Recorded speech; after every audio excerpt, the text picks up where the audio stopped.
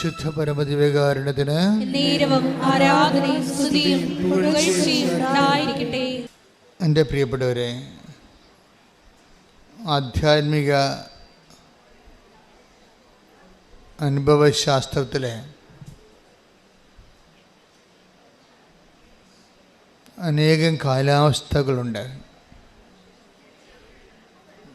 നമ്മുടെ ഭൂമിയിലുള്ള കാലാവസ്ഥകളില്ലേ, മഞ്ഞ്, മഴ, പ്രളയം, വേനൽ, ചൂട്, എരിച്ചിൽ, പുകച്ചിൽ, ഇതുപോലെയുള്ള കാലാവസ്ഥകൾ ആധ്യാത്മികമായ അനുഭവ മേഖലയിലുമുണ്ട്. ഇതിനെ എങ്ങനെയാണ് നമ്മൾ മാസ്റ്റർ ചെയ്യണത്? ഈ ഒരു കാലഘട്ടത്തിലൂടെ പോയാൽ എങ്ങനെയാണ് ഇതിനെ നമ്മൾ കൈകാര്യം ചെയ്യുന്നത്? ചില സമയത്ത് നമുക്ക് വിശ്വാസം പൂർണ്ണമായിട്ടും പോവുകയും ദൈവത്തെ അനുഭവിക്കാൻ പറ്റാതിരിക്കുകയും ദൈവം ഉണ്ടോ എന്ന് പോലും നമുക്ക് സംശയം തോന്നുന്ന സമയമുണ്ടാകും. എത്ര വിശ്വാസികളായാലും ഈ ഒരു കാലാവസ്ഥയിലൂടെ കടന്നു പോകാതെ വിശ്വാസത്തിൽ തുടരാൻ പറ്റത്തില്ല. ദൈവം ഉണ്ടോ?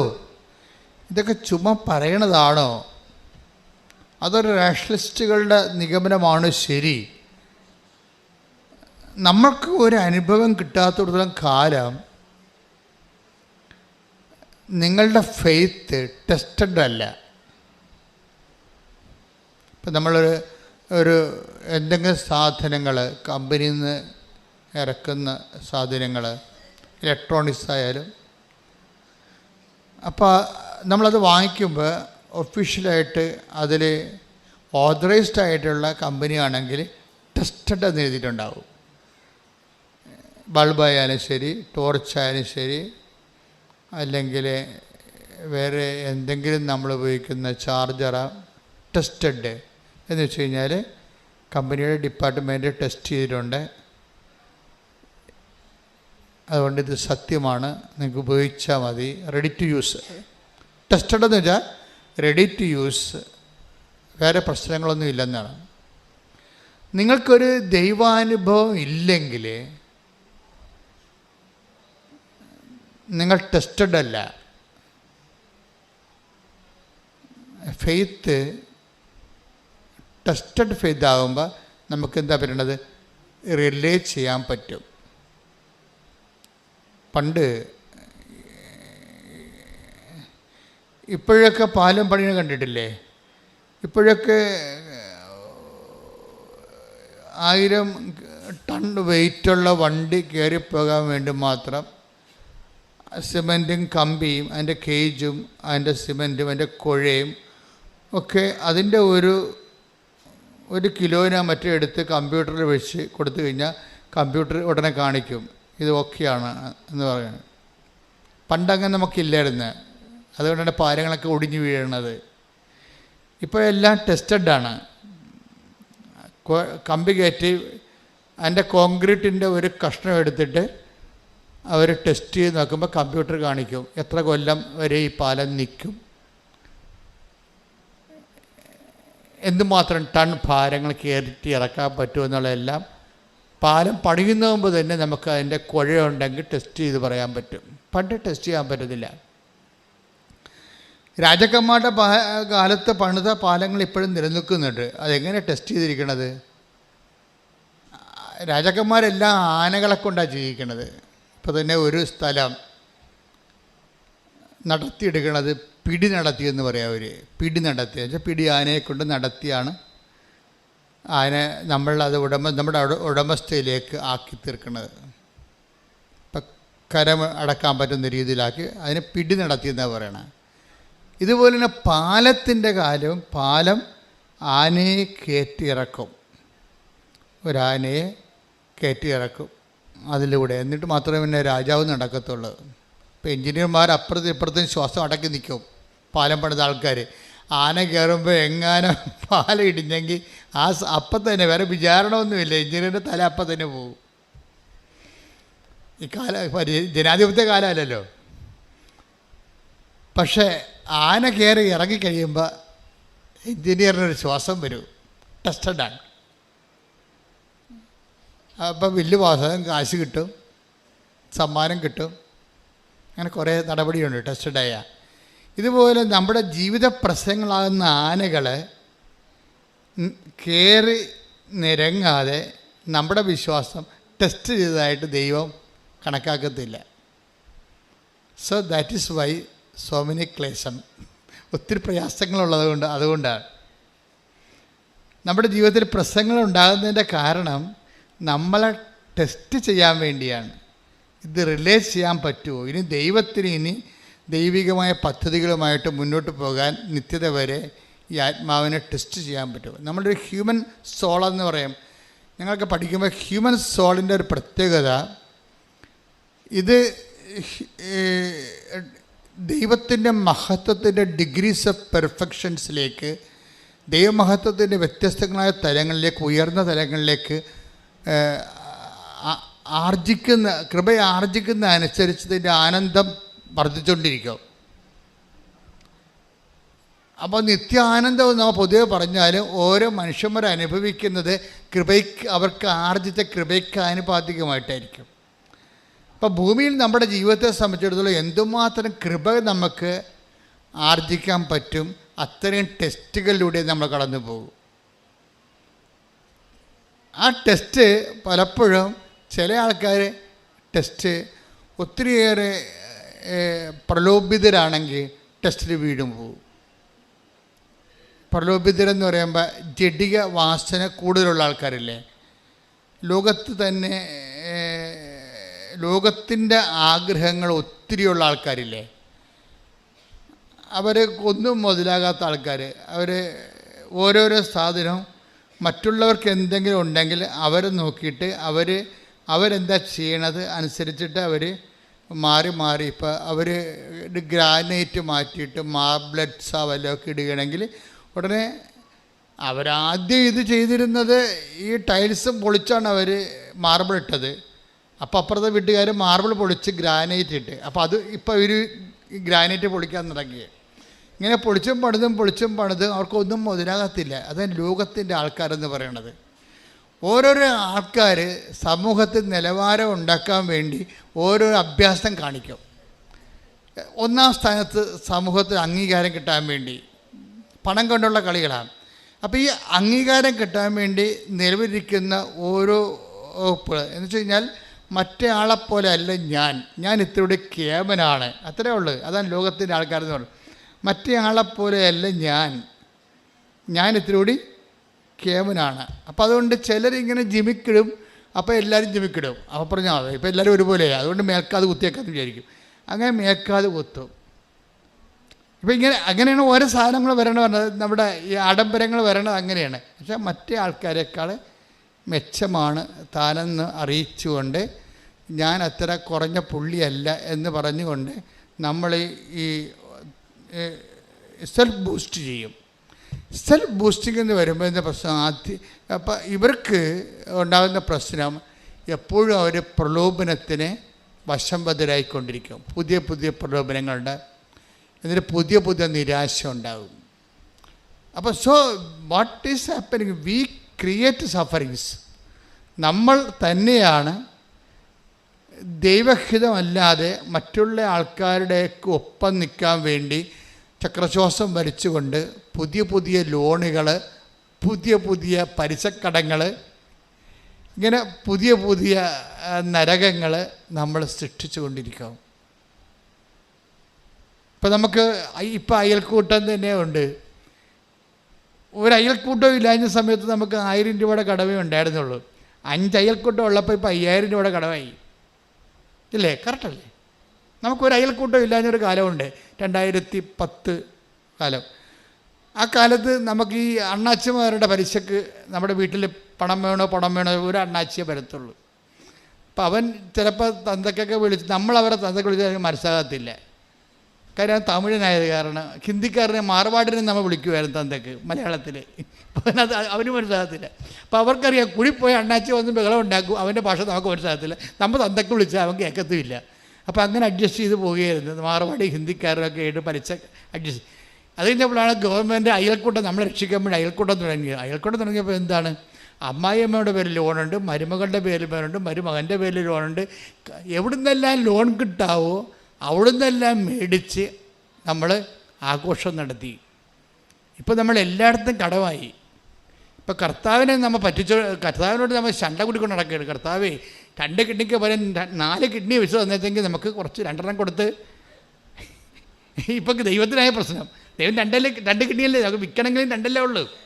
ഇവിടെ 4 ഉണ്ടായിരുന്നെങ്കിൽ എന്താണ്, ഇപ്പോൾ ഒന്നിനും ഒതുങ്ങണില്ല മലയാളി ഒന്നിനും ഒതുങ്ങണില്ല. ഇനിയും പുതിയ സാഹചര്യങ്ങൾ വരികയാണെങ്കിൽ പുതിയ പുതിയ കടങ്ങൾ നമുക്കുണ്ടായിക്കൊണ്ടിരിക്കും.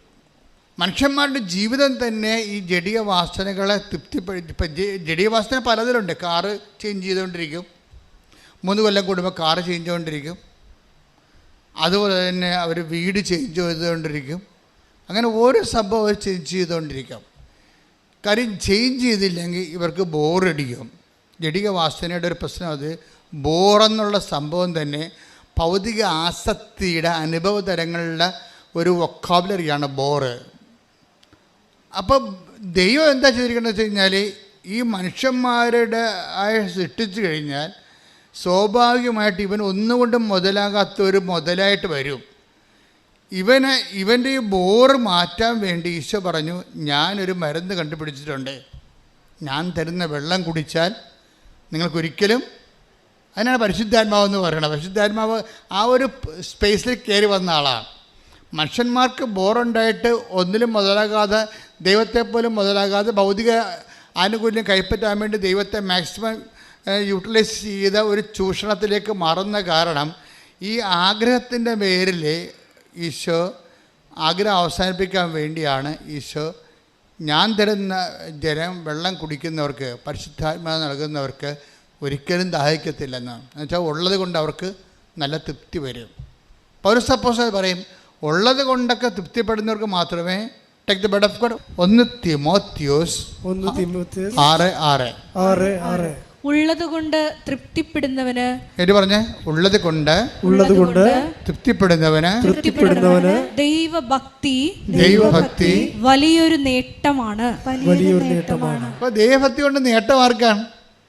ഉള്ളത് കൊണ്ട് തൃപ്തിപ്പെടുന്നവനെ. ഉള്ളത് കൊണ്ട് തൃപ്തിപ്പെടാത്ത ആൾക്കാർക്ക് ദൈവഭക്തി കോട്ടമാണ്. അതാണ് വിഷയം വരുന്നത്. അപ്പോൾ എപ്പോഴും പ്രെയർ പോകേണ്ടത് നിങ്ങൾക്ക് ആവശ്യമുള്ള സംഭവങ്ങൾ ദൈവം മാനിക്കുന്നുണ്ട്. ആവശ്യമുള്ള, ഇപ്പോൾ ഒറ്റ മുറി വീട്ടിൽ താമസിക്കുകയാണ്. ആദ്യം ഭർത്താവും ഭാര്യയുമായപ്പോൾ അവർക്ക് ഒരു ഗ്യാസ് വെച്ച് ഒരു കട്ടിലിട്ട് കഴിഞ്ഞാൽ വലിയ കുഴപ്പമില്ലായിരുന്നു. അവിടെ 2 കുഞ്ഞുങ്ങളായി. കുഞ്ഞുങ്ങൾ വളർന്നു കഴിഞ്ഞാൽ തീർച്ചയായിട്ടും അവർക്ക് 3 മുറിയുള്ള വീടും വരാന്തയും റീഡിങ് റൂം, പഠിക്കുന്ന കുഞ്ഞുങ്ങളാണെങ്കിൽ പഠനമുറിയും എല്ലാം വേണം. അപ്പോൾ ആവശ്യത്തിന് കുഴപ്പമില്ല. അനാവശ്യത്തിനാണ് കുഴപ്പം വരുന്നത്. ആഡംബരമില്ലേ, ആഡംബരത്തിലേക്ക് വരുമ്പോൾ ആത്മാവ് മാറിപ്പോവും. അതുകൊണ്ടാണ് ഈശോ പറഞ്ഞത് നിങ്ങൾക്കിതൊക്കെ ആവശ്യമാണെന്ന്. ആവശ്യങ്ങളല്ലേ. ഇപ്പോൾ 6:33 എടുത്ത് മത്തായിയുടെ സുവിശേഷം, നിങ്ങൾ ആദ്യം അവിടുത്തെ രാജ്യവും അവിടുത്തെ നീതിയും അന്വേഷിക്കുക, അതോടൊപ്പം മറ്റുള്ളവയെല്ലാം നിങ്ങൾക്ക് ലഭിക്കും. അത് എന്താ പ്രശ്നം വെച്ച് കഴിഞ്ഞാൽ നമുക്ക് ലഭിക്കുന്നതിന് അടിസ്ഥാനപ്പെടുത്തിയിരിക്കുന്നത് നമ്മൾക്ക് ചോദിക്കുന്നതനുസരിച്ച് മാത്രമല്ല. നമുക്ക് 2 തരത്തിൽ ദൈവത്തിൽ നിന്ന് അലോട്ട്മെൻ്റ് ഉണ്ട്. അനുഗ്രഹത്തിൻ്റെ അലോട്ട്മെൻറ്റ് 2 തരത്തിലാണ് നമുക്കുള്ളത്. 2 മാർഗ്ഗം നിങ്ങൾക്ക് ഉപയോഗിക്കാം. ഒന്ന്, ചോദിക്കുവാൻ നിങ്ങൾക്ക് ലഭിക്കും. Take the word of God. Hallelujah hallelujah hallelujah hallelujah. യേശുവേ നന്ദി ഹല്ലേലൂയ ഹല്ലേലൂയ. മത്തായി 7:7. മത്തായി 7:7.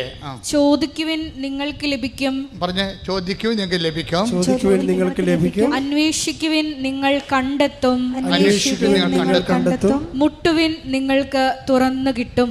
മുട്ടുവിൻ നിങ്ങൾക്ക് തുറന്നു കിട്ടും. ഇപ്പം കേവലമായ പ്രാർത്ഥനയെക്കുറിച്ചാണ് പറയണത്. നമുക്ക് ലഭിക്കുന്നതിൻ്റെ ഒരു മാർഗം ദൈവത്തോട് ചോദിക്കുകയാണ്. ലഭിക്കുന്നതിൻ്റെ 2ാമത്തെ മാർഗം എന്താണ്? നമ്മൾ നമ്മുടെ പൊസിഷൻസ് കറക്റ്റ് ചെയ്യും. അപ്പോൾ ഓട്ടോമാറ്റിക്കായിട്ട് ചോദിക്കാതെ തന്നെ കിട്ടിക്കൊണ്ടേയിരിക്കും. എന്ന് വെച്ച് കഴിഞ്ഞാൽ അതാണ് 6:33. എന്താ പറയണത്? ഇതൊക്കെ നിങ്ങൾക്ക് ആവശ്യമാണെന്ന് പറഞ്ഞ്, ഇതൊക്കെ നിങ്ങൾക്ക് ആവശ്യമാണെന്ന് എൻ്റെ സ്വർഗസ്ഥനായ പിതാവ് അറിയുന്നു. നിന്റെ സ്വർഗസ്ഥനായ പിതാവ് അറിയുന്നു. നിങ്ങൾ ആദ്യം ദൈവരാജ്യവും അതിന്റെ നീതിയും അന്വേഷിക്കുക, ബാക്കിയുള്ളത് ചേർത്ത് നൽകപ്പെടും. അപ്പൊ ചേർത്ത് നൽകപ്പെടുന്ന ഒരു വിഷയമുണ്ട്. അതായത് നീ നടക്കേണ്ട വഴി നിന്റെ മുഖത്ത് നോക്കി ഞാൻ നിന്നെ ഉപദേശിക്കും. സങ്കീർത്തനം 32:8. സങ്കീർത്തനം 8-ാം ഞാൻ നിന്നെ ഉപദേശിക്കാം, നീ നടക്കേണ്ട വഴി കാണിച്ചു തരാം, ഞാൻ നിന്റെ മേൽ ദൃഷ്ടി ഉറപ്പിച്ച് നിന്നെ ഉപദേശിക്കാം. ഇപ്പം എന്താ പ്രശ്നം? നമ്മളുടെ എല്ലാ A to Z കാര്യങ്ങളും ദൈവം ചാർട്ട് ചെയ്തിട്ടുണ്ട്. ആ ചാർട്ട് വഴി നിങ്ങളെ ദൈവത്തിൻ്റെ എക്സ്പെൻസിൽ തന്നെ നടത്തും. അപ്പം നമ്മുടെ കയ്യിൽ നിന്ന് എക്സ്പെൻഡിച്ചർ ഇല്ല, അത് ഓട്ടോമാറ്റിക്കായിട്ട് സംഭവിക്കുന്നതാണ്. അതിനെന്ത് ചെയ്യണം? എന്താ ചെയ്യേണ്ടത്? ആദ്യം ദൈവരാജ്യം എന്ന് പറഞ്ഞാൽ എന്താണ്? ദൈവത്തിൻ്റെ മനസ്സ്. ഓരോ വിഷയത്തെക്കുറിച്ച് ദൈവത്തിൻ്റെ മനസ്സുണ്ടാവും. ആദ്യം ദൈവത്തിൻ്റെ മനസ്സ്. ഈ വിഷയത്തിൽ ദൈവത്തിൻ്റെ മനസ്സെന്താണ്? അപ്പം നിൻ്റെ മനസ്സല്ല, നിൻ്റെ വീട്ടുകാരുടെ മനസ്സല്ല. ഇവിടെയാണ് ഇടിവെട്ട് പ്രശ്നങ്ങൾ നടക്കുന്നത്. കുടുംബത്തിൽ ഏറ്റവും കൂടുതൽ പ്രോബ്ലംസ് നടക്കുന്നത് ഇവിടെയാണ്. കാരണം ദൈവത്തിൻ്റെ മനസ്സ് എന്ന് പറഞ്ഞാൽ നിങ്ങൾ ദൈവത്തിൻ്റെ മനസ്സ് അനുസരിച്ച് മാത്രം എന്നെ നടത്തണമെന്ന് എന്ന് നിങ്ങൾ പ്രാർത്ഥിക്കുന്നുവോ, നമ്മളെപ്പോഴും പ്രാർത്ഥിക്കുന്നുണ്ടെങ്കിലും അത് നമ്മൾ മീൻ ചെയ്യുന്നില്ല. ഇപ്പോൾ സ്വർഗസ്ഥനായ ഞങ്ങളുടെ പിതാവേ എന്നുള്ള പ്രാർത്ഥനയില്ലേ? അങ്ങയുടെ നാമം പൂജിതമാകണമേ, അങ്ങയുടെ രാജ്യം വരണമേ, അങ്ങയുടെ തിരുമനസ്സ് ഒരു ഭൂമിയിലുമാകണം. പക്ഷെ നമ്മൾ പ്രാർത്ഥിക്കുന്നുണ്ടെങ്കിലും മീൻ ചെയ്യണില്ല, നമ്മളത് ഉദ്ദേശിക്കണില്ല. അത് ദൈവത്തിനറിയാം. ചുമ്മാ പണ്ടൊരു പ്രാർത്ഥന പഠിച്ചു വെച്ചിരിക്കണ കാരണം കണാകുണ അതിന് മറുപടി പറഞ്ഞുകൊണ്ടിരിക്കുകയാണ്. അല്ലാതെ ഈ ജീവികളാരും ഇത് ഉദ്ദേശിക്കണില്ല, ദൈവത്തിനറിയാം. അതുകൊണ്ടാണ് ദൈവം ആ ഫയൽ എടുക്കണില്ലല്ലോ. നമ്മൾ എത്ര 1000 സ്വർഗസ്ഥനായ പിതാവ് ചൊല്ലിയാലും ദൈവം ആ ഫയൽ എടുക്കത്തില്ല. കാര്യം ഇവർ ഉദ്ദേശിക്കേണ്ടത് ദൈവത്തിന് അറിയാം. പക്ഷെ വൺസ് നമ്മളിതിൻ്റെ ദൈവശാസ്ത്രം മനസ്സിലാക്കി, ദൈവത്തിൻ്റെ മനസ്സ് മനസ്സിലാക്കി, നമ്മൾ ഉദ്ദേശിക്കുന്നുണ്ടെന്ന് ദൈവത്തോട് പറയാമോ? ദൈവമേ അങ്ങയുടെ മനസ്സ് തന്നെയാണ്. ഇപ്പം ചില കൊച്ചുകൾ ഇങ്ങനെയോട് വെച്ചാൽ ഞങ്ങൾ അഫെയറിലായിട്ട് 2 കൊല്ലമായി, പക്ഷേ ഇപ്പോൾ കർത്താവിന് എനിക്ക് ശരിയായിട്ട് അറിഞ്ഞു കഴിഞ്ഞപ്പോൾ എനിക്ക് തോന്നി ഇത് ദൈവം ഉദ്ദേശിക്കുന്നുണ്ടോ ഈ റിലേഷൻ. അച്ഛൻ പറഞ്ഞാൽ മതി. അച്ഛൻ അമ്മ പ്രത്യക്ഷപ്പെട്ട അൾത്താറയെന്നുകൊണ്ട് അച്ഛൻ മെസ്സേജ് എടുത്ത് പറഞ്ഞാൽ മതി. എന്ത് റിസ്ക് ആണെങ്കിലും ഞാൻ ദൈവത്തിൻ്റെ ഇഷ്ടം അനുസരിച്ച് പാലിക്കത്തുള്ളൂ എന്ന് പറഞ്ഞു. അതാണ് പ്രശ്നം. അതിന് ഇത്തിരി തൻ്റെ ഇടം വേണം ശരിക്കും. നിങ്ങൾ അങ്ങയുടെ നാമം പൂജിതമാകണമേ, അങ്ങയുടെ തിരുമനസ് സ്വർഗത്തിലെ പോലെ ഭൂമിയിലും ആകണം എന്നൊക്കെ പറയുമ്പോഴേ, അങ്ങയുടെ തിരുമനസ് നിറവേണമെന്ന് നിങ്ങൾ പറയുമ്പോഴേ, നിങ്ങൾ സെലക്ട് ചെയ്ത വിഷയം, വീട്, സ്ഥലം, ഇങ്ങനെയുള്ള എല്ലാം നിങ്ങൾ പറയണ പോലെ ദൈവം നിങ്ങളുടെ അടിമയായി നിന്നുകൊണ്ട് നിങ്ങൾക്ക് ചെയ്തു തരണമെന്നാണ് ഉദ്ദേശിക്കുന്നത്. അത് പ്രെയറല്ല. അങ്ങനെ ഒരു പ്രെയർ ചെയ്യുന്ന ആളെയും ദൈവം അംഗീകരിക്കണില്ല. പിന്നെ എന്തെങ്കിലും കാണിച്ചു കൂട്ടിയിട്ട് പുറം വിചാരിക്കും. നിങ്ങൾ സത്യമായിട്ട് ദൈവത്തെ അന്വേഷിക്കുന്നുണ്ടെങ്കിൽ സത്യത്തെയാണ് അന്വേഷിക്കേണ്ടത്. നിങ്ങളുടെ കയ്യിരിക്കണ എല്ലാ യാചനകളും അസത്യം ചേർന്നതാണ്. അതുകൊണ്ട് കർത്താവിനോട് പറയേണ്ടത്, കർത്താവേ ഞാൻ ഉദ്ദേശിക്കുന്നത്, ചിലപ്പോൾ കാനഡയിൽ പോയാൽ എനിക്ക് ചിലപ്പോൾ കാശ് കിട്ടുമായിരിക്കും കൂടുതൽ. കാശ് കിട്ടി ഞങ്ങളുടെ വീടൊക്കെ ഒന്ന് കാശ് കിട്ടിയാൽ മലയാളി ഉടനെ ചെയ്യണത് എന്താണ്? വീട് പൊളിക്കും. അല്ല പിന്നെ നല്ല വീടാണെങ്കിൽ അത് പൊളിക്കും.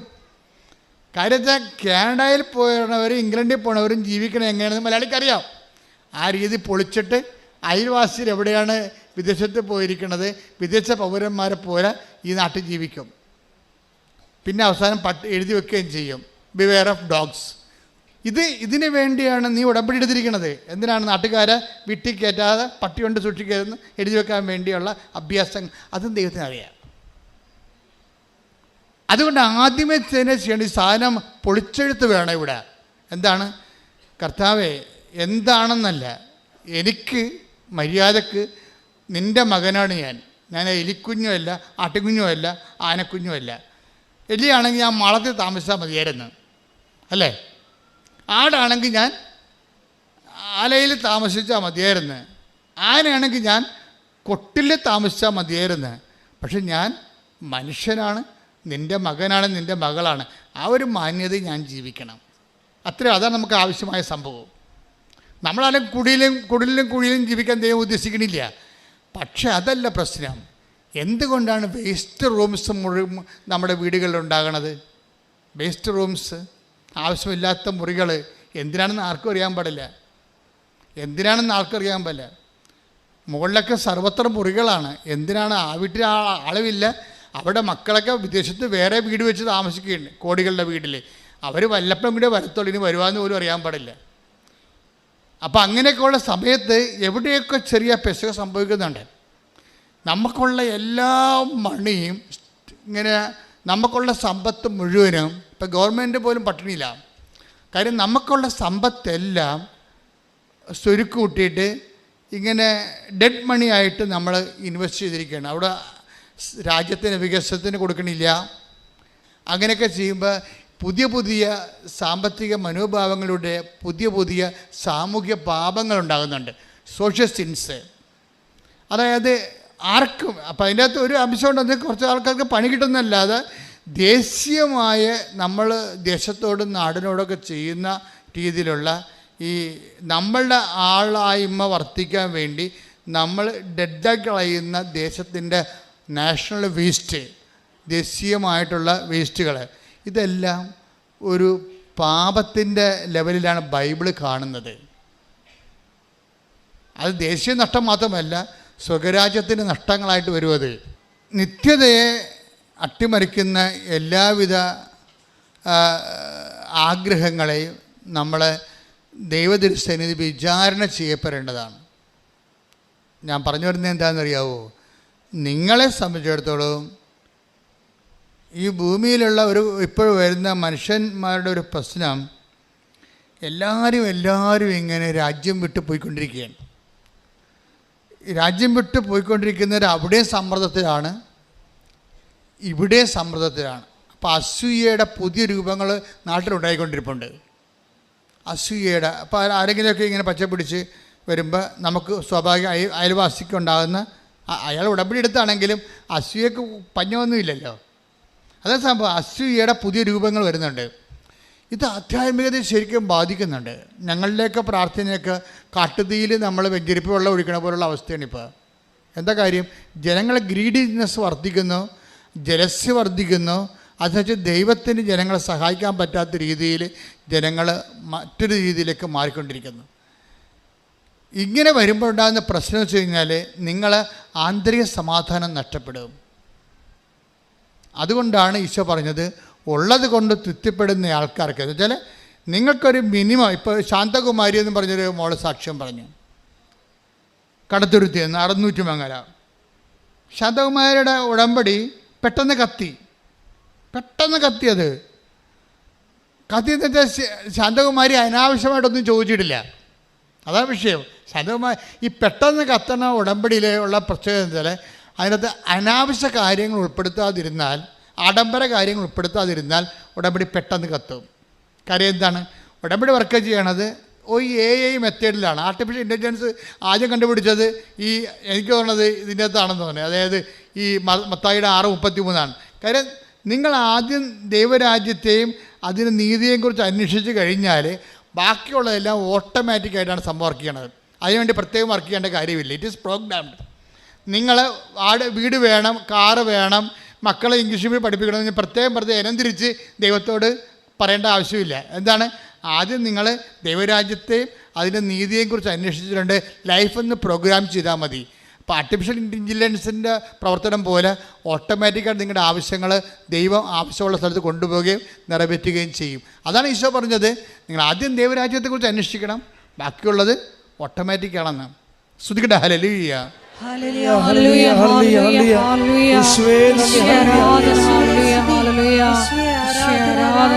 പ്രാർത്ഥിക്കുക. പരിശുദ്ധ പരമ ദിവ്യകാരുണ്യത്തിന് പരിശുദ്ധ പരമ ദിവ്യകാരുണ്യത്തിന്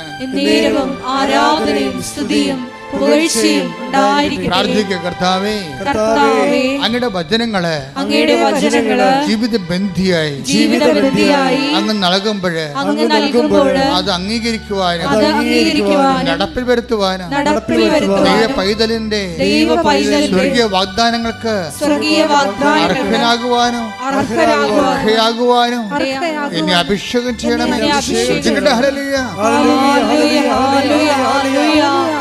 ആരാധനയിലൂടെ സ്വർഗീയ വാഗ്ദാനങ്ങൾക്ക് നിങ്ങളെ അർഹരാക്കണമേ, തിരഞ്ഞെടുക്കണമേ.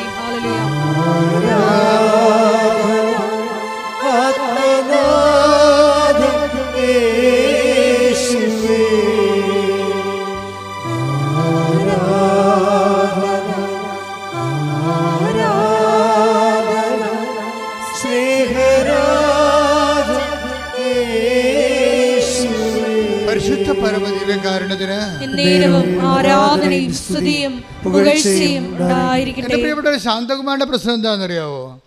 ശാന്തകുമാരിക്ക് പല പ്രശ്നങ്ങളാണ്. ഈ ക്ലേശങ്ങൾ കൊണ്ട് കുറേ ക്ലേശങ്ങളാണ്. ഒന്ന്, ഇവർ കടത്തുരുത്തി 600 മംഗലം ഉൾനാട്ടിലുള്ള ആളാണ്. അവരുടെ സ്ഥലത്ത് വെള്ളമില്ല. അതാണ് ഒരു പ്രശ്നം. സ്ഥലമല്ല, അറിയാമല്ല, ഫെബ്രുവരി ആകുമ്പോൾ വെള്ളം വറ്റിപ്പോകും. ആ വീട്ടിലോട്ട് വഴിയില്ല. രണ്ടാമത്തെ പ്രശ്നം, വെള്ളം വല്ലയിടത്തും പോയി കോരാന്ന് വെച്ച് കഴിഞ്ഞാൽ വഴിയില്ല. വെള്ളം വിലക്ക് വാങ്ങിക്കാമെന്ന് പറഞ്ഞാൽ വണ്ടി അവിടെ വന്ന് നിൽക്കത്തില്ല. വല്ലയിടത്തും വണ്ടി വന്ന് നമ്മൾ ചുമന്നുകൊണ്ട് വരണം വെള്ളം. ശാന്തകുമാരി ഒറ്റക്ക, മക്കളുണ്ട്, കല്യാണം കഴിച്ച് വിട്ടിട്ടുണ്ട്. അതുങ്ങളൊന്നും ഈ വീട്ടിൽ തിരിച്ചു വരത്തില്ല. അമ്മയോട് ഭയങ്കര ഇഷ്ടമൊക്കെയാണ്, പക്ഷെ അവരാരും വരത്തില്ല വീട്ടിലോട്ട്. മൂന്നാമത്തെ പ്രശ്നമാണ്. എന്താ വരാത്ത കാര്യം? മക്കൾ വരാത്ത 2 കാര്യങ്ങളാണ്, 3 കാര്യങ്ങൾ. അപ്പം നേരിച്ച് മരിച്ചു പോകാൻ തോന്നുന്നു. അമ്മ മാത്രമേ ഉള്ളൂ. എന്നിട്ട് പോലും ആ അമ്മയെ തിരക്കി. അമ്മയോട് മക്കൾക്ക് ഇഷ്ടമാണെങ്കിലും പെമ്മക്കളാണെങ്കിലും വരാൻ പറ്റണില്ല അവർക്ക്. അവർ പറഞ്ഞ അമ്മ ഈ വീട്ടിൽ വരുമ്പോൾ എന്തോ നെഗറ്റീവ് എനർജിയാണ്. 4ാമത്തെ പ്രശ്നം. പിള്ളേരിപ്പോൾ പഠിച്ചപ്പോഴേ നെഗറ്റീവും പോസിറ്റീവൊക്കെ അറിയാമല്ലോ അവർക്ക്. അപ്പോൾ ഇവർ പറയണത് ഇപ്പോൾ നെഗറ്റീവ് എനർജിയാണെന്നാണ് പറയണത്. ഇതിൻ്റെ അകത്ത് ഇപ്പോൾ വെള്ളമില്ല, വഴിയില്ല, വീട്ടിൽ വരാൻ പറ്റണില്ല, നെഗറ്റീവ് എനർജിയാണ്. ഇതൊന്നുമല്ല, എവിടെ നോക്കിയാലും മൂർഖം പാമ്പ്. 4ാമത്തെ പ്രശ്നം. അപ്പം ശാന്തകുമാരൻ മടുത്തു ജീവിതം. ഇവിടുത്തെ ആരും ഇത് 5ാമത്തെ പ്രശ്നം എന്താ അറിയാമോ? വിറ്റ് ചുട്ട് പോകാമെന്ന് വിചാരിച്ചാൽ ആരും എടുക്കാനും ഇല്ല. 6ാമത്തെ പ്രശ്നങ്ങൾ ഒരു ഒറ്റ വ്യക്തി ഒരു കുടുംബത്തിൽ ആരും സഹായമില്ലാതെ അനുഭവിക്കുന്ന 6 പ്രശ്നങ്ങളാണ്. അപ്പോൾ ഇവൾ ഉരുകി തീർന്ന് എന്തിനും ജീവിക്കണം. അവസാനം ശാന്തകുമാരി പറയണേ, ആദ്യമൊക്കെ മുറുകപാമ്പൊക്കെ വരുമ്പോഴേ എപ്പോഴും വരും പാമ്പ്, പല സ്ഥലത്തും പാമ്പാണ്. അപ്പോൾ ഞങ്ങൾക്ക് പേടിയായി. അവസാനം ഞാൻ നാട്ടുകാരെ വിളിച്ച് തല്ലിക്കൊല്ലാൻ തുടങ്ങിയെന്ന്. പാമ്പ് വന്നതെന്ന് പറയുമ്പോൾ ഞാൻ കിടന്ന് ആൾക്കാർ വന്ന് തല്ലിക്കൊല്ലും. അവസാനം ആൾക്കാർ തല്ലിക്കൊന്ന് ആൾക്കാർ മടുത്ത്. ഇവിടെ കാറ് കേൾക്കുമ്പോൾ തന്നെ ആൾക്കാർ നാട്ടിൽ നിന്ന് ഓടിക്കുകയാണ്. അവർ മടുത്ത് പിന്നെയും പാമ്പ് വന്നുകൊണ്ടിരിക്കുകയാണ്. അപ്പോൾ അവർ പറയണം ഞാൻ തന്നെ അവസാനം ധൈര്യം അവലംബിച്ച് എനിക്ക് ജീവിക്കണ്ടേ, ഞാൻ തന്നെ തല്ലിക്കൊല്ലാൻ തുടങ്ങിയെന്നു. എന്നിട്ട് പാമ്പ് തീരണ്ടില്ല. ഞാൻ അങ്ങനെ ഇരിക്കേണ്ട സമയത്താണ് പറഞ്ഞത്, മാതാവിനെ കണ്ടായി എല്ലാം തീരുമെന്ന് പറഞ്ഞു. ഇപ്പം ഞാൻ അവിടെ നിന്ന് ഉടമ്പടി പുതുക്കാൻ പോകുന്ന ആൾക്കാരുടെയൊക്കെ കൂടെ കയറിപ്പോകുന്നു വെച്ച് കഴിഞ്ഞാൽ അവർ ഇറങ്ങിയപ്പോൾ തന്നെ അവിടെ മനസ്സിൽ അമ്മയെ കാണണമെന്ന്, ഉടമ്പടി എടുക്കണമെന്ന് അവർ തീരുമാനിച്ചപ്പോൾ തന്നെ അവർക്ക് അത് മനസ്സിലായി എന്തോ അമ്മ ചെയ്യാൻ പോകുന്നുണ്ടെന്ന്. അതങ്ങനെയാണ് ഇവിടെ എന്താ ആ രീതി. അതാണ്, നിങ്ങൾ സത്യസന്ധരാണെങ്കിൽ തീരുമാനം എടുക്കുമ്പോൾ തന്നെ അടയാളങ്ങൾ തുടങ്ങും. നമുക്ക് ആന്തരികമായ ബോധ്യം കിട്ടും. നിങ്ങൾ സത്യസന്ധരല്ലെങ്കിൽ ഉടമ്പടി 3 പ്രാവശ്യം പുതുക്കിയാലും അമ്മ അനങ്ങത്തില്ല. കാര്യം സത്യസന്ധത അല്ലെന്ന് അറിയാം. അത് ഭയങ്കര സീരിയസ് വിഷയമാണ്. നിങ്ങൾ സത്യസന്ധരാണ്, നീ വിഷയം ഇപ്പം നിങ്ങൾ പറയാം ഉടമ്പടി നാത്തൂനും ആൻറ്റിയും കുഞ്ഞമ്മയൊക്കെ എടുത്തില്ലേ, എന്നാൽ പോയി നോക്കിയൊക്കെ ആലപ്പുഴ. ഇനിയിപ്പോൾ നമ്മളായിട്ട് പോകാഞ്ഞിട്ട് ആരെങ്കിലും കിട്ടാതിരിക്കണ്ടല്ല എന്ന് പറഞ്ഞിട്ട് അങ്ങനെ സത്യസന്ധരല്ലാത്ത ആൾക്കാർ ഉടമ്പടി എടുക്കുന്നുണ്ട്. എന്ന് കഴിഞ്ഞാൽ ഇനിയിപ്പോൾ ഉടമ്പടി എടുത്തില്ലെന്ന് പറഞ്ഞുകൊണ്ട് അനുഗ്രഹം കുറഞ്ഞു പോകണമെന്ന് പറഞ്ഞാൽ എന്നെ വട്ടിയും കൊട്ടയും എടുത്തുകൊണ്ട് ഉടമ്പടി എടുക്കാൻ വരും. സത്യസന്ധരല്ല, പുതുക്കിയാലും രക്ഷപ്പെടത്തില്ല. നിങ്ങൾ ആ ഉടമ്പടിയുടെ കറക്റ്റ് കാര്യങ്ങൾ സത്യസന്ധമായിട്ട് ഒന്നാമത്തെ ആ ഉടമ്പടി എഴുതിയിരിക്കണതെല്ലാം നിങ്ങളുടെ അത്യാവശ്യ കാര്യങ്ങളായിരിക്കണം. അല്ല ആഡംബരം എഴുതിയാൽ വർക്കൗട്ട് ചെയ്തില്ല ഈ സംഭവം. ആഡംബരം എഴുതിപ്പോയാൽ ഇത് ആൾ കളിക്കാൻ വേണ്ടിയാണെന്നും അഹങ്കാരത്തിൻ്റെ വിത്താണ് ഈ വന്നിരിക്കണമെന്നും ഇത് ദൈവത്തിന് പ്രയോജനപ്പെടുത്തില്ലെന്നും അവർക്ക് അഭ്യാസം കാണിക്കാൻ വേണ്ടിയുള്ള അഭ്യാസ വിശ്വാസിയാണെന്ന് ദൈവത്തിന് അറിയാവുന്ന കാരണം ദൈവം അടുക്കത്തില്ല. ദൈവം സത്യത്തിൻ്റെ ദൈവമായത് കാരണം അടുക്കത്തില്ല. ആദ്യം തന്നെ നിങ്ങൾ ചെയ്യേണ്ടത് നിയോഗങ്ങൾ എഴുതുമ്പോൾ അതിൻ്റെ അത്യാവശ്യവും ആവശ്യവും ഓക്കെയാണ്. ആഡംബരങ്ങളുണ്ടോ എന്ന് നോക്കണം. അത് നോക്കണം. ആഡംബരങ്ങളുണ്ടെങ്കിൽ എഴുതാതിരിക്കണം എപ്പോഴും നല്ലത്. ആഡംബരങ്ങളുടെ കാര്യങ്ങൾ എഴുതാതിരിക്കണം നല്ലത്. ശതകുമാരി എന്ന് പറയുമ്പോൾ മനസ്സിൽ ചെന്നിട്ട് ആദ്യം പറഞ്ഞാൽ എന്താ അറിയാമോ? ആദ്യം അമ്മയോട് പറയണം എൻ്റെ കിണറ്റിൽ വെള്ളം വേണം, ജീവിക്കണ്ടേ, കുടിക്കണ്ടേ, മനുഷ്യൻ ജീവിക്കണ്ടേ, അതാണ്. അപ്പോൾ അത്യാവശ്യമല്ലേ അത്. പിന്നെ അമ്മയോട് പറയണേ പാമ്പിനെ ഒന്ന് ഓടിച്ചു തരണം, ഇവിടെ എനിക്ക് ഒറ്റക്കാണെങ്കിൽ ജീവിക്കണ്ടേ. പിന്നെ ഒരു വഴി, ഇങ്ങനെ കുറച്ച് കാര്യങ്ങളാണ് ഇവർ പറയണത്. വലിയ അത്യാവശ്യ കാര്യങ്ങളാണ്. അപ്പോൾ അവർ ഇറങ്ങിയപ്പോൾ തന്നെ അമ്മ അപ്പം തന്നെ ഫയലിൽ ഒപ്പിട്ട സംഭവം അവർക്ക് ബോധമുണ്ടായി. അവർക്ക് ഇതിനെക്കുറിച്ച് നല്ല ആത്മവിശ്വാസം ഉണ്ടായി. അവരെന്താണെന്ന് വെച്ചാൽ അവർ വണ്ടിയിൽ നിന്ന് ഇറങ്ങിയപ്പോൾ തന്നെ വണ്ടിയെ ചെരുപ്പ് വണ്ടിയെ തന്നെ ഇട്ട്. അപ്പോൾ ശാന്തകുമാരി അത് വേറെ ആളാണ് ശരിക്കും പറഞ്ഞത്. വെച്ചാൽ അവർ വണ്ടിയെ തന്നെ ചെരുപ്പ് വെച്ചു. എന്താ, ഞാൻ പോണത് എവിടെയാണെന്ന് അവർക്ക് നല്ല ബോധമുണ്ട്. അവർക്ക് ഞാൻ ഏത് സംഗീതത്തിലേക്കാണ്, ഏത് സാങ്ച്വറിയിലേക്കാണ് പോകുന്നതെന്നുള്ളതിന് അവർക്ക് ബോധമുണ്ട്. ചെരുപ്പ് വണ്ടിയെ വെച്ചപ്പോൾ തന്നെ ഡ്രൈവറിന് പെശകാണെന്ന് മനസ്സിലായി. ഡ്രൈവർ അവിടെ നിന്നും പറഞ്ഞ് ഉടമ്പടി പുതുക്കുന്നുള്ള വണ്ടിയാണിത്, പുതുക്കാനുള്ള ഇന്ന് പുതുക്ക് മാത്രമേ നമ്മൾ ചെയ്യത്തുള്ളൂ, നിങ്ങൾ പുതുക്കിട്ട് പെട്ടെന്ന് പോരുക, ഉടമ്പടി എടുക്കാൻ പറ്റത്തില്ലെന്ന് പറഞ്ഞു. ആ ശാന്തകുമാരി ചെരുപ്പ് വെച്ചുകൊണ്ട് ഡ്രൈവർ കണ്ട് മനസ്സിലാക്കിയിട്ട് ഇന്ന് ഇവിടുന്ന് പോരാൻ പറ്റുകയില്ല, എങ്ങനെ 5 മണിക്കൂർ കഴിയുമല്ലോ, അന്ന് പുതുക്കുകയാണെങ്കിൽ 2 മണിക്കൂർ കൊണ്ട് പോരാൻ പറ്റുമോ. പുതുക്കുന്നവരുടെ വണ്ടിയായിരുന്നു അത്. അതിന്മേലാണ് ഇപ്പോൾ ഉടമ്പടി എടുക്കുന്ന ആൾ കയറിയിരിക്കുന്നത്. ചെരുപ്പകത്ത് വെച്ചപ്പോൾ തന്നെ ശാന്തകുമാരി കിടന്ന് തന്നെ മനസ്സിലായി. അപ്പോൾ ഡ്രൈവർ സ്വരത്തിൽ പറഞ്ഞ് ഇന്ന് എടുക്കൽ നടക്കത്തില്ല, പുതുക്കൽ നടക്കത്തുള്ളൂ. അപ്പോൾ ശാന്തകുമാരി പോയി ചെരുപ്പ് തിരിച്ചെടുത്തുകൊണ്ട് പോകുന്നു. എന്താ കാര്യം? നിങ്ങൾ പോയിക്കോ, ഞാൻ അമ്മയുടെ അടുത്ത് ഉടമ്പടി ചെയ്യാൻ വന്നതാണ്, ഒറ്റക്കാണെങ്കിലും ഞാൻ ചെയ്തിട്ട് വന്നോളാം എന്ന് പറഞ്ഞു. അപ്പം അതിൻ്റെ നിലപാട് മാറിയില്ലേ, ഒന്നായില്ലേ. ഒറ്റക്കാണെച്ചാൽ അവർക്ക് അറിയത്തില്ല വഴിയൊന്നും. 700 രൂപയാണ് അവിടെ നിന്ന് ഇവിടം വരെ ഡ്രൈവർ വാങ്ങിക്കുന്നത്. ആ പൈസ പോയാലും തിരിച്ച് രാത്രിയായാലും ഉടമ്പടി എടുത്തിട്ട് പോകാം എന്ന് പറഞ്ഞു. അപ്പം തന്നെ സത്യത്തിൻ്റെ ഒരു കണിക അവിടെ ഉണ്ട്. ചില ആൾക്കാർ ആദ്യമേ തന്നെ വന്ന് ഓഫീസിൽ ചോദിക്കും എത്ര സമയമാകും. അപ്പോൾ ഓഫീസിൽ നിന്ന് പറയും 4 മണിക്കൂർ ആകത്തുള്ളൂ, 5 മണിക്കൂർ ആകുമെന്ന് പറയും. കാര്യം ചോദിക്കുന്നവരോട് 1 മണിക്കൂർ കൂട്ടിയേ പറയത്തുള്ളൂ. എന്താ കാര്യം? ഈ പണ്ടാരെ ഇവിടുന്ന് പോയി കിട്ടണം, അതുകൊണ്ടാണ്. വേറെ പ്രശ്നമൊന്നുമില്ല. സമയം ചോദിക്കുമ്പോൾ തന്നെ മനസ്സിലാക്കും ഉടമ്പടി എടുക്കാൻ വന്നതല്ല, പുള്ളി വേറെ എന്തോ അഭ്യാസത്തിന് വന്ന വഴിക്ക് ഇതിനകത്ത് കയറി നോക്കിയതാണ്. അപ്പം 4 മണിക്കൂർ ആകത്തുള്ളൂ. എങ്ങനെ ഓഫീസിൽ നിന്ന് പറയും 5 മണിക്കൂർ ആകുമെന്ന് പറയും. വണ്ടി വിട്ടേക്കാൻ അതിൻ്റെ അർത്ഥം അളിയൻ വണ്ടി വിട്ടേക്കാൻ എൻ്റെ അർത്ഥം വേറെ സംഭവമൊന്നുമില്ല. വണ്ടി വിട്ടേ പോയിക്കൊള്ളാം, ഇവിടെ നിൽക്കേണ്ട ആവശ്യമില്ല. ഇത് സത്യസന്ധമായിട്ട് ദൈവത്തെ അന്വേഷിക്കുന്നവർ, അതിനുവേണ്ടി അർപ്പണ മനോഭാവത്തോടുകൂടി ദൈവത്തെ കണ്ടെത്താൻ വേണ്ടി ശ്രമിക്കുന്നവർക്ക് വേണ്ടിയുള്ള ഇടമാണ്, കാഴ്ചക്കാർക്കും സന്ദർശകർക്കും വേണ്ടിയുള്ള സ്ഥലമല്ല എന്നുള്ളതാണ്. ശ്രദ്ധിക്കട്ടെ. Hallelujah, hallelujah, hallelujah, hallelujah. ഇതുവരെ കൃപാസനത്തിൽ വന്ന് ഉടമ്പടി എടുത്ത് പോയിട്ടുള്ളവരെ, ഉടമ്പടി എടുക്കാൻ ആഗ്രഹിക്കുന്നവരെ പ്രത്യേകമായിട്ട് സമർപ്പിച്ച് പ്രാർത്ഥിക്കുന്നു. ഉടമ്പടി ഒരു നിലപാടാണ് ശരിക്കും പറഞ്ഞാൽ. ശാന്തകുമാരുടെ നിലപാട് സത്യസന്ധമായത് കാരണം അമ്മ ഒരു കാര്യം ചെയ്തു. ആ വിഷയം ഏറ്റെടുത്തിട്ട് ശാന്തകുമാരി പറഞ്ഞു, ഇവിടെ ഒത്തിരി ക്യൂ ഒക്കെ കാണുന്നുണ്ട്, ഒത്തിരി കൗണ്ടർ കാണുന്നുണ്ട്, എവിടെ പോയിട്ട് എന്താണ് ആദ്യം ചെയ്യേണ്ടത് എനിക്കൊരു പിടിയുമില്ല. പക്ഷേ എന്നെ കൃത്യമായിട്ട് നയിച്ചുകൊണ്ട് പോയി പുതുക്കി കഴിഞ്ഞപ്പോൾ അവരെന്നെ വിളിച്ചു, ഞങ്ങൾ വണ്ടി വിട്ട് പോകണമെന്ന്. അപ്പോൾ ഞാൻ അമ്മയടുത്ത് തിരികെത്തിക്കണ സമയമായിരുന്നു. ഞാൻ പറഞ്ഞു ഇത്തിരി സമയം പാടി. അപ്പോൾ തന്നെ ഇത്ര പെട്ടെന്ന് അതെല്ലാം കഴിഞ്ഞ് കൃത്യമാക്കി. ദൈവം സഹകരിക്കുന്ന രീതി കണ്ട. സത്യസന്ധരോട് ദൈവം കൃത്യമായിട്ട് സഹകരിക്കും. നിങ്ങൾക്കൊരു ഐഡിയ വേണമെന്നില്ല. ഐഡിയ എല്ലാം അമ്മ തരും. നിങ്ങളെ കൊണ്ടു നടക്കുന്നത് അമ്മയായിരിക്കും. കൊണ്ടു നടന്ന് ഇവിടെ കൊണ്ടുവന്ന് ഇതെല്ലാം ചെയ്യിച്ച് പെട്ടെന്ന് വണ്ടി കയറി അവർ പോയി. ഒരുമിച്ചാണ് പോയത്. അതെന്നുവെച്ചാൽ നിങ്ങൾ അത് തന്നെ അപ്പം തന്നെ അവൾക്ക് മനസ്സിലായി അമ്മ ഈ വിഷയം ടേക്കപ്പ് ചെയ്തിട്ടുണ്ടെന്ന്. ഉടമ്പടി എടുത്ത് 3 ചെന്ന് പ്രത്യക്ഷീണ പ്രാർത്ഥന ചൊല്ലി 3-ാം ദിവസമായപ്പോൾ ശാന്തകുമാര മകളുടെ കുഞ്ഞിനെ എടുത്ത് പുറത്ത് നിൽക്കുമ്പോൾ ഒരു വെള്ളി വെളിച്ചം മുമ്പിലൂടെ കടന്നു പോകും. അവൾക്ക് ആദ്യം അത് മനസ്സിലായില്ല. ഇല്യൂഷനും ഹാലുസിനേഷനൊന്നും അല്ലേ, പകൽ കാണുന്ന സംഭവമാണ്. കുറച്ച് കഴിയുമ്പോൾ വീണ്ടും ആ വെളിച്ചം തന്നെ, ആ സിൽവർ ഗ്രേ വെളിച്ചം ഇവളുടെ മുമ്പിലൂടെ വീണ്ടും കടന്നു പോകും. 3-ാമത്തെ പ്രാവശ്യം കടന്നു പോകാൻ വരുമ്പോൾ ഇവൾ ഓടി വീട്ടിൽ കയറും. എൻ്റെ അമ്മയാണല്ലോ എൻ്റെ മുമ്പിൽ വന്നതെന്ന് പറയും. ഹല്ലേലൂയ, യേശുവേ നന്ദി. പിന്നെ എന്താ സംഭവിക്കണമെന്ന് ചോദിച്ചു കഴിഞ്ഞാൽ, ഇവള് വെള്ളമില്ലല്ലോ, ആ ഉടമ്പടി ഉപ്പ് കൊണ്ടുപോയി വരണ്ട മാസങ്ങളായിട്ട് വെള്ളമില്ലാത്ത കിണറ്റിൽ കൊണ്ടുപോയി കിണറ്റിൽ ഉപ്പിടും.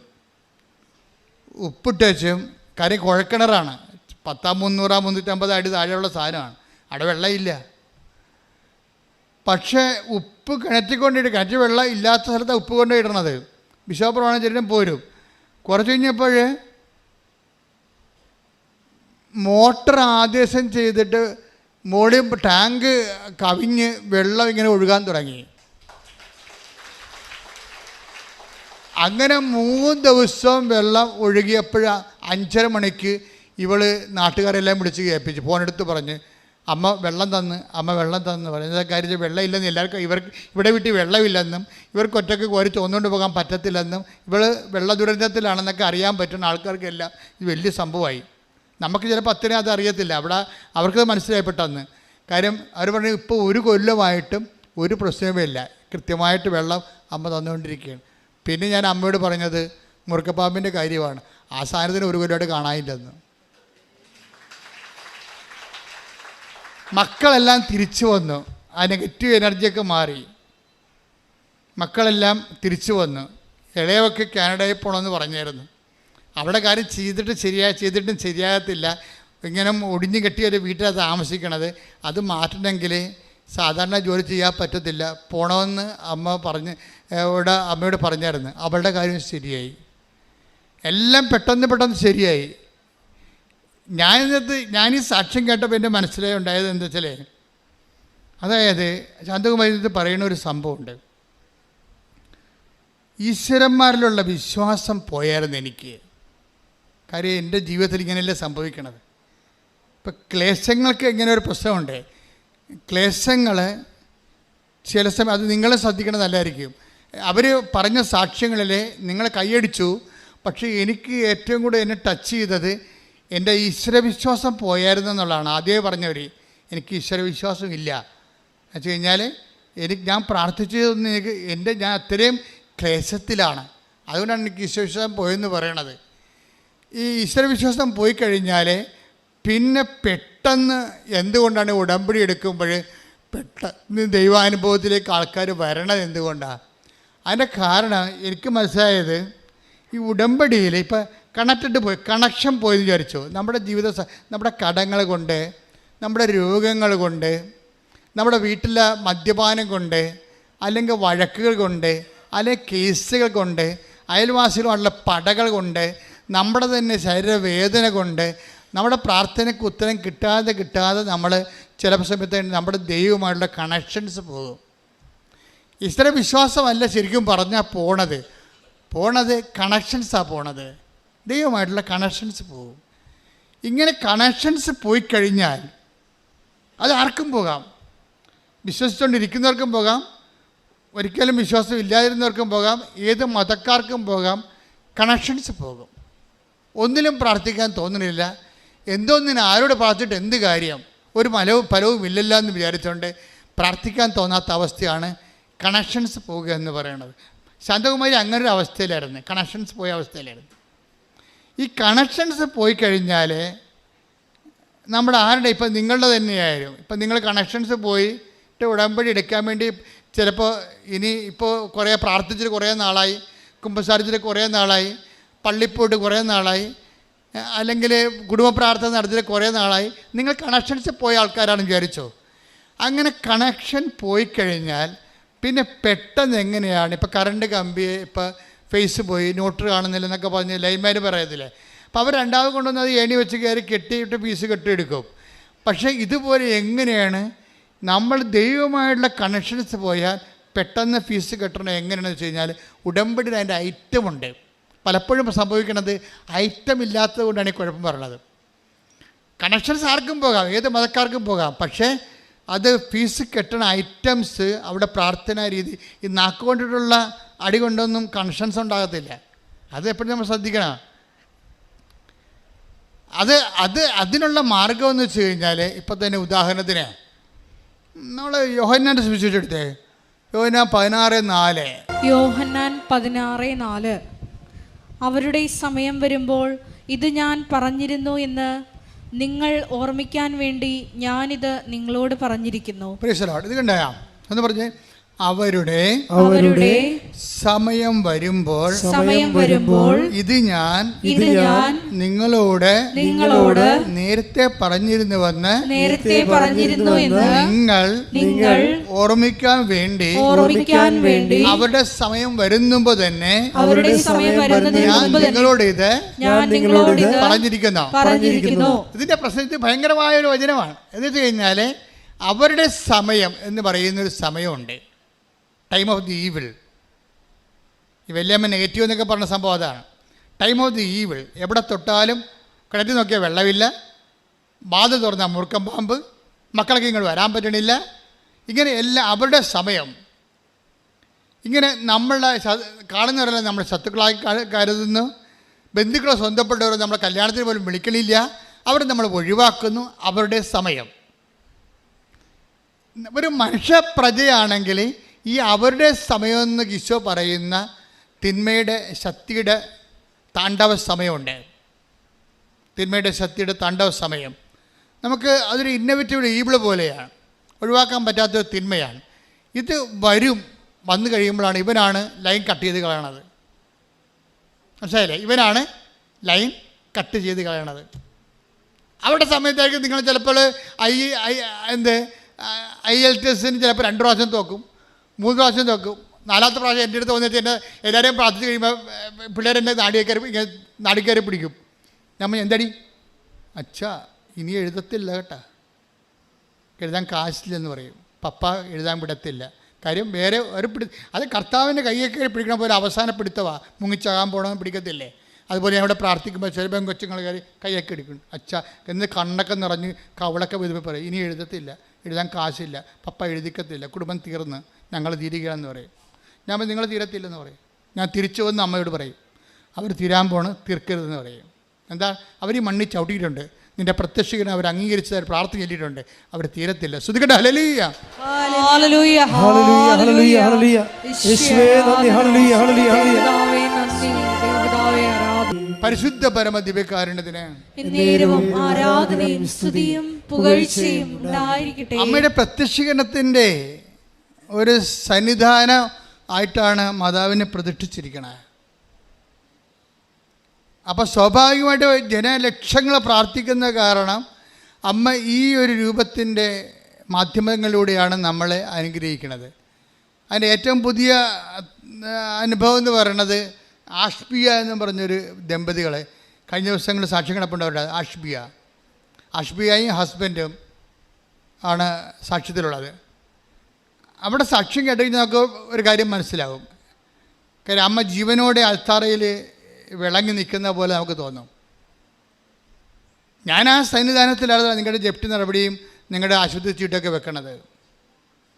നിങ്ങളെക്കൊണ്ട് ഞാൻ വെപ്പിക്കാത്തതിന് കാരണം നിങ്ങൾക്ക് ബോധവും ബുദ്ധിയും ഇല്ലാതെ എല്ലാവരും വെക്കണ കാരണം എല്ലാവരും കൊണ്ട് വെറുതെ ചുമ്മാ കൊണ്ട് വെച്ചിട്ട് പോകും. ഞാൻ വെക്കുമ്പോൾ അതിൻ്റെ ഫോർമുല അനുസരിച്ചിട്ടാണ് വെക്കണത്. എന്താണെന്നും ആരാണെന്നും എങ്ങനെയാണെന്നും എനിക്ക് കൃത്യമായിട്ട് അറിയാം.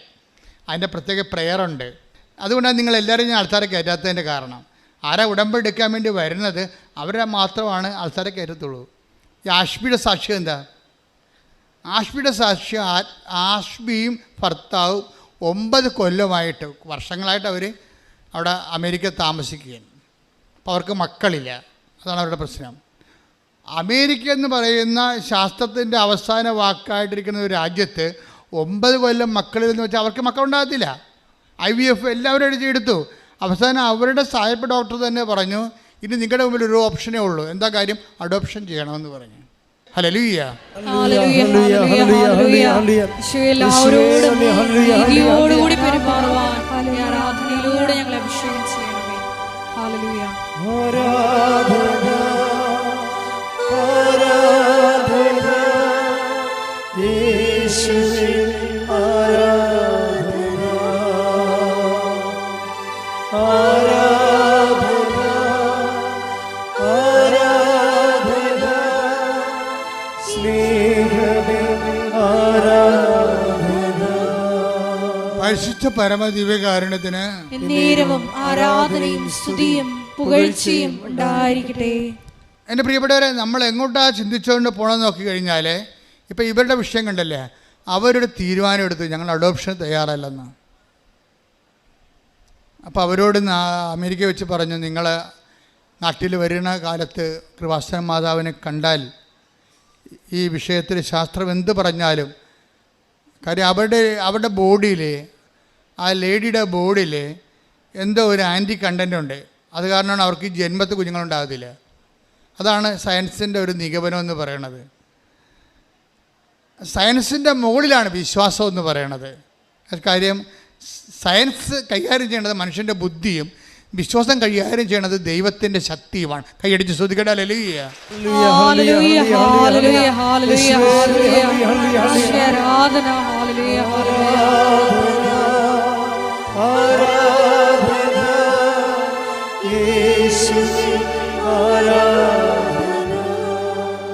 പരിശുദ്ധ പരമ ദിവ്യകാരുണ്യത്തിന് ആരാധനയും സ്തുതിയും പുകഴ്ചയും നമ്മൾ ഈ ചുവരുകൾക്കുള്ളിൽ ദൈവം ചെയ്യണത് നിങ്ങളുടെ ബുദ്ധി അനുസരിച്ചല്ല, പിന്നെന്താണ്?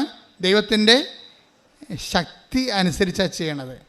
ഇപ്പം ഇവരെന്ത് ചെയ്ത്, ഇവർ നാട്ടിൽ വന്നപ്പോൾ ഇവർ ഉടമ്പടി ചെയ്തിട്ട് ഇവരൊരു ഓഫീസിൽ ചെന്നിട്ട് പറഞ്ഞു, ഞങ്ങൾ ഹസ്ബൻഡും വൈഫുമാണ്, ഞങ്ങളുടെ പ്രോബ്ലം ഇതാണ്, അതുകൊണ്ട് ഞങ്ങൾക്ക് രണ്ടുപേർക്കും കൂടി ഉടമ്പടി ചെയ്യാൻ പറ്റുമോ എന്ന് ചോദിച്ചു.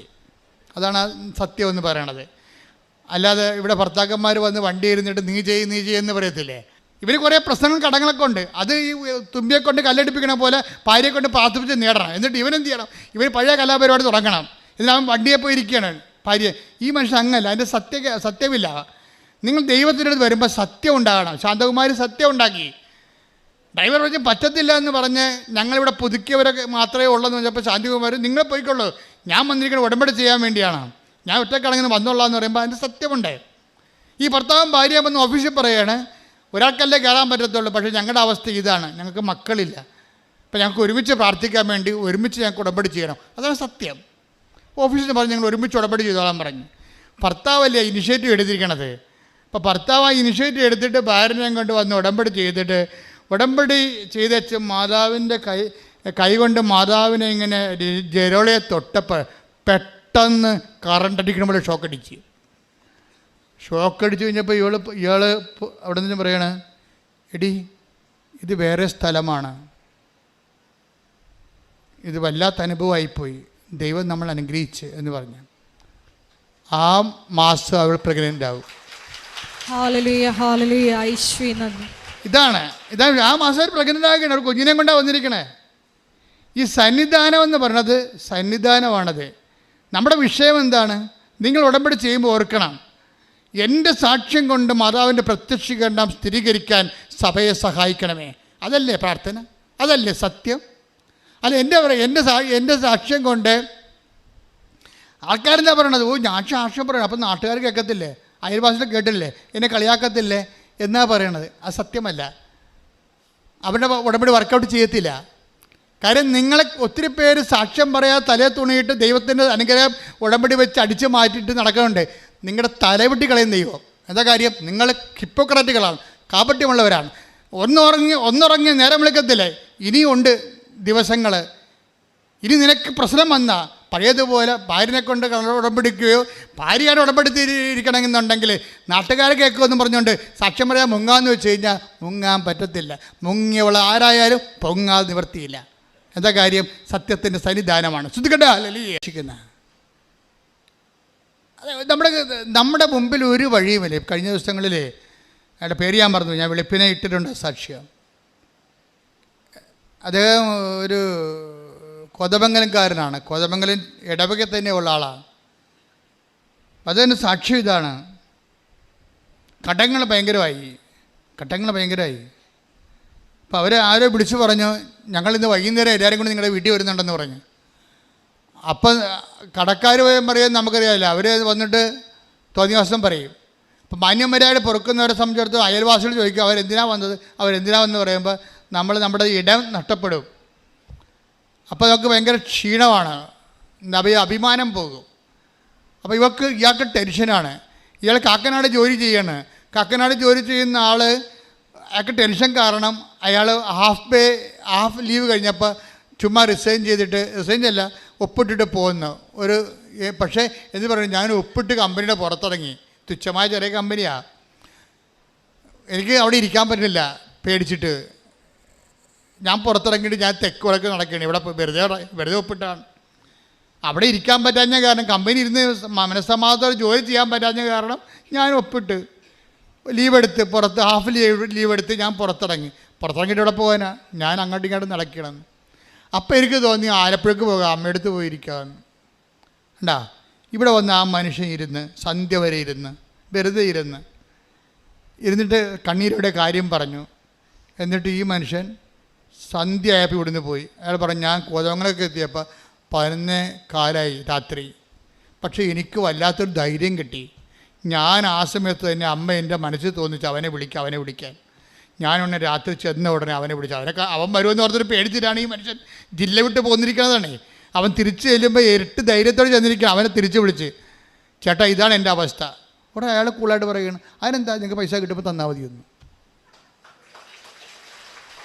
പിന്നെ നടക്കുന്ന സംഭവം അതിനേക്കാൾ സംഭവമാണ്. പിന്നെ എന്താ നടക്കണത്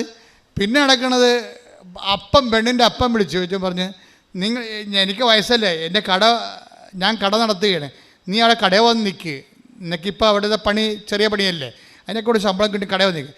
ആ കടയിൽ പോയി നിന്ന് കട കുറച്ച് കഴിഞ്ഞപ്പോൾ ഒരു 2 മാസം കടയിൽ നിന്ന് കഴിഞ്ഞപ്പോൾ അപ്പം ചോദിക്കണേ നമുക്കൊരു സ്ഥലത്ത് പോകാമെന്ന് പറഞ്ഞു. ഒരു സ്ഥലത്ത് പോയപ്പോഴെന്താണ് ഒരു വീട് സ്ഥലവും അപ്പം വിലക്കെടുത്ത് അവൻ്റെ പേരിൽ കൊടുത്തത്. എത്ര പെട്ടെന്നാണ് ഫയൽ ഒപ്പിട്ട് മാറാമെന്നറിയാമോ? അത്രയും സ്പീഡായി സംഭവം. ഒരു മനുഷ്യൻ പേടിച്ച് ജീവിതത്തിൽ നിന്ന് ഓടിയവൻ തിരിച്ചാവശ്യത്തോടെ കണ്ണുനീരോടെയാണ് അവർ വിതക്കാൻ പോയത്. എൻ്റെ സഹനങ്ങൾ കണ്ട് എന്നെ മോചിപ്പിക്കണമേ, എന്തെന്നാൽ ഞാൻ അങ്ങയുടെ നിയമം മറക്കുന്നില്ല.